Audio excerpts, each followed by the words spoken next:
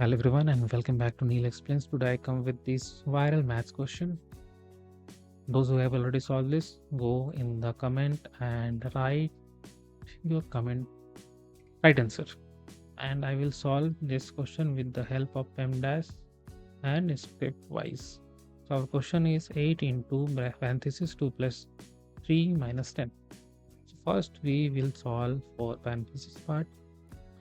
8 into 3 plus 2, which equals to 5 minus 10.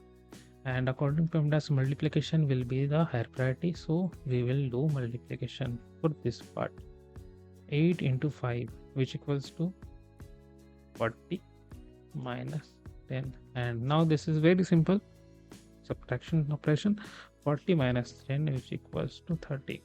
So here 30 will be the right answer. For those who want more maths like this, subscribe our channel, and thanks for watching, and check out the best box in the description.